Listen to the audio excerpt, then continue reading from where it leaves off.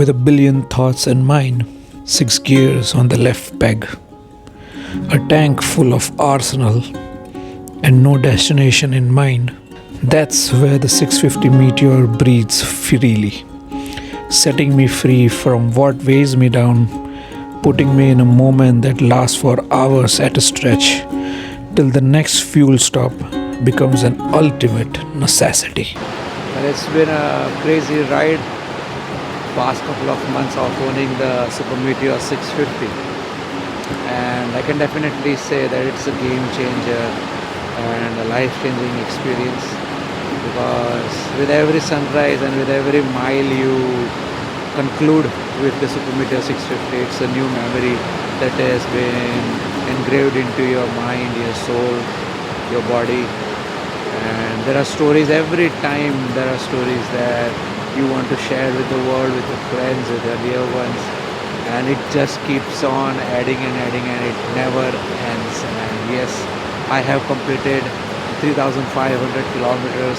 now on my Super Meteor 650, and I can say a new couple of things that I have witnessed since my last video of the newly purchased Super Meteor 650. So yeah, let's get into it. It is a very, very mean machine, and it has been a couple of very crazy months and rides filled with memories, and it's definitely a game changer in the cruiser market here in India. I can very confidently and strongly say about it, because I have been riding it for the past 3,500 kilometers, and it is quite very difficult to find any kind of flaws into this vehicle as it is in stock conditions. And it's one of the first bike that I do not feel to change the exhaust system. So yeah, so the thump is also quite nice, and I would say it's quite good in the ways of comfort level, and in many different kind of I would say many kind of riding that you want to do with it. So like cruising or just going down the coastline, I can just imagine few things that you can do with this vehicle, which is unlimited with the resources that it puts you in with, and it's worth every penny. But yes, like every coin has its two sides. There are a bit of flaws, I would not say flaws, but design errors, I would say, that Royal Enfield would soothe it out over the period of time. But those errors are not that kind of errors that might interfere in your riding experience or in your comfort level. So yeah, I would suggest it that you avoid it, because it is not directly inflating or directly enforcing anything in your riding behavior. So yeah, it's just with the bike, it's just as it is, and it's quite raw, it's quite nimble at the same time, I would say. So the stance itself is quite, I would say, sporty, and it means business every time you look at it. And yes, I'm at a very beautiful location over here with the water gushing down the river, but this is the perfect spot with the morning sunrise just behind us. So straight, I would say that the trip navigation is one of the most signature thing of this vehicle, because it just helps you reach destinations quite smoothly, and you don't need to take out your phone here and there again and again and check where you are going. But it's beautiful, it's so I would say practical. The fat wheelbase is one of the signatures of this bike that everyone notices, and you also notice it on the turns, because it grips the road like a hungry bear, and it's just beautifully designed. It's just so grippy. That C8 tires are quite good on Super Meteor 650. I can say it for sure, no matter what kind of road conditions you're going through, it will grip it quite strongly. One of the most annoying things, or a design error, that I was talking earlier about, I find, is the foot pegs for the brakes and for the gear change. They are quite small, so you tend to slip off at the edge, and these are also quite short. They do provide a broader one, but that too is not that comfortable, because you need an extender for this, or you need a flat board for this. That would work wonders on it. One of the best things on the gear side of the Super Meteor 650 is that it is an heel and toe mechanism, so you don't have to quickly find any kind of gears you want to go into. It is just down up, down up, down up from both your heel and toe, and it is one of the best kind of systems. For me, I would say that it is so comfortable because you get to put your feet, if you have a long feet enough, to over the whole gear system over here, and it is so comfortable on highways. You don't have to find through the gears, and it is so practical that it supports your legs, it supports your feet, and it's just easier to find any gears with this system. But the drawback over here is again the short foot pegs on the upper head of the gear. You tend to slip off, and as you can see, there's a bit of an grazing on the side of my upper foot peg, I would say, that due to which I keep on slipping. This is the reason. It is because it is short. So there are aftermarket available where you can extend it for your liking, or you can even have a floorboard on this side too. So let's address the bear in the room, or the elephant in the room, that the chain sprocket issue. Well, I did not face any kind of chain sprocket issue on this bike. The chains are quite tight enough. It has been 3,500 kilometers, and I do not find any kind of an error in the chain sprocket system as of now, because you can see I have kept it well oiled all the time. Currently I'm using the Motul chain spray, but I will definitely shift to another one, because I find that Motul dries up quite quickly on the Super Meteor 650. Or is it just me? Do let me know in the comments below. But yeah, definitely the chain sprocket issue I am as of now not facing at 3,500 kilometers, but I will keep myself prepared if any such kind of an error arises, and get in touch with the team at Royal Enfield. Most beautiful parts of the bike that for me is the signature of this bike is the front suspensions. I love this suspension. Initially I had a fan moment when I got to know that Super Meteor 650 has an upside down suspensions. I am a big fan of upside down suspensions, but the Showa suspensions on the Super Meteor 650 just soaks up any kind of bumps, any kind of terrain that you throw at it in the initial phase of the approach of any road. And it is so soft, it is so smooth, it just eases off your ride beautifully, wonderfully, I would say. And you don't feel fatigue in your hands while riding long journeys just because of this front suspensions. So do take care of them, because they are a beauty, and it is worth every penny having an upside down suspension in the Super Meteor 650. I loved it. And the disc brakes, as you all know, it has a very great bite on the front and both on the rear. And wow, there are not enough words to describe the disc brakes on this bike. The front and rear both are very effective, no matter what speed you're going to. The ABS kicks in quite early on the first sign of emergency braking or panic braking that you are doing. So there are very less chances of you skidding off. But yeah, it is a preventive measure and it is not an absolute measure. So do have your skills at disposal during such situations. As I said earlier, it has got a very huge back disc brake and it stops on a dime. I have never skidded off, or like I would say, or slipped while panic braking or emergency braking, because the ABS kicks in quite smoothly and you feel it on your foot pegs on the front. It vibrates, and even your front handbrake or your front brakes vibrate because of the ABS. So you know that the ABS is working quite powerfully. And yes, it helps not the bike skid off the road even in wet conditions. It is superbly I would say timed, and it has a very great bite with the Bybre or the by Brembo company, so you don't have to think twice on it.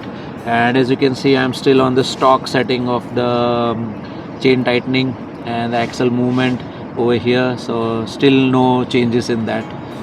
I'm definitely quite happy with it, and touch wood, I would say that I still have no issues with the chain sprocket or any kind of chain movement in this vehicle. The two fuel dots is 2 liters each, as I have calculated on a full tank of 1250 to 1300 rupees worth of fuel, and every dot is 2 liters as of what I feel. And as you can see, it's 3,552 kilometers. I have broken in the break-in period, and I have still ridden 182 kilometers. I have still got around 2 liters, that is 60 and 60. There is 120 kilometers more to go. But I would advise that the meter or the fuel gauge, as usual with Royal Enfield, is not that precise even on the Super Meteor 650. So do your calculations on the initial time of your purchase, like go for a ride on a liter of fuel and get your average or a mileage that per liter your unit gives to you. I suggest it would be somewhere around 25 to 30 kilometers per liter. Don't expect too much, because during the earlier break-in period the engine becomes quite I would say violent inside, and it needs kind of bit of an breakage, or I would say bit of an heating necessities, so that the engine components churn into quite well. So it would be burning a lot of fuel in the initial time of your riding or your break-in period, but then it should soothe out by 7,000 kilometer mark, and it's definitely giving you around let's say a good 28 to 30 kilometers per liter on highway. In city it's around 18 to 22 kilometers per liter. That is bumper to bumper traffic. I've driven into those kind of traffics also, off and on work too. But I would suggest don't take it to very crowded areas, as I suggested in my last review also, or the initial review also. And I would still stay to it that the vehicle is quite beautiful. The vehicle has a bit of a weight on it, so I would suggest for an easier clutch life, a longer clutch life, don't take it into very crowded areas, and just keep it to a place where it is in its own territory, I would say. And definitely damn crowded areas is not its territory.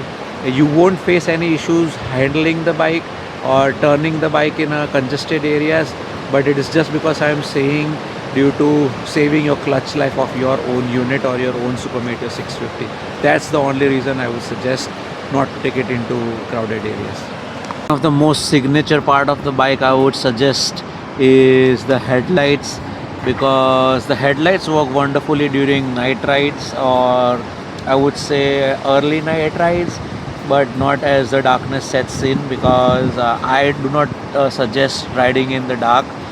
But this is a lifesaver on highways and even in dark alleys or any very pitch black areas, because it's an LED setup, and on a high beam it lights up the whole highway, both the lanes, your lane, and even I would say 25% of the oncoming lane on a single straight highway, that is a single road.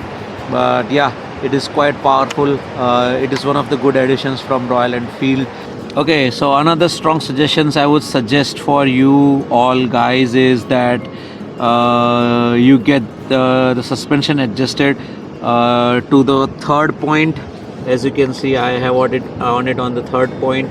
So get the suspension adjusted by here, adjusting your Allen key into this socket and turning it to the third point over here, and it would work wonders with you. And drop the tire pressure by 10 psi both on front and rear tires, and you would have a very smooth ride. I have been having interactions with you guys in the comment section that you are complaining about stiffness of the suspension and the comfort of the ride. So yeah, set it to third or fourth as per your weight of your body weight, and I would suggest go for the third one, or you can go even for the fourth one. Don't go for the fifth one, it would become quite stiff. So this one is quite good. The third one I have been driving for the past 3,000 kilometers I would say, and it is wonderfully working with the pillions. So yeah, set it to the third one on both sides. Don't forget to set it on both the sides equally, third and third on the both. You would have a smoother ride over here. So yes, you can see it is the third, then the fourth and the fifth. So I don't suggest you go till over here. The third one is the best one. You can go for the fourth one, but depends upon your weight once again. So I have even seen and even talked with few of my friends and riders, and even with you guys, and many of you are complaining with the side stand issue, that your heel of your shoe touches the exhaust system. Well, it's a bit of a fact, because you have been I would say adjusted to your previous bike and its setup. so you need to get a bit of a time to set in with your new Super Meteor 650. But yes, definitely it touches the bent pipe of the exhaust of the left cylinder, but yeah, it is not an issue. It is quite long enough over here, so you have to adjust your shoe in such a way that it is sets on the outside of this I would say the part of the side stand, and as you kick it in, it would come down. So on the way to get it on the kick of this part of the side stand, you tend to touch on this part of the pipe when it is hot and your shoe melts in. As you can see, my earlier shoe marks are over here, but I no more touch the exhaust because I have adjusted to what the new bike my bike comes with. So yeah, I've been adjusted to my bike, and now I don't need, or I don't collide my heel of the shoe with the exhaust pipe. So yeah, give it time, set it in. It's like adjusting to new things with the vehicle. So yeah, give it time. It is not a design flaw, it's just that you are not acclimatized, or I would say you have not yet adjusted to your bike or the new format of your bike. That's the reason, nothing else. From all these kilometers I have driven on my 650, I feel there is always something more that it can do. And so it is with all forms of biking. But with this one, it's far more comfortable, as it is said in the biking world, all the riding format eventually leads to the cruisers at the end. And so I now feel it's true in many ways.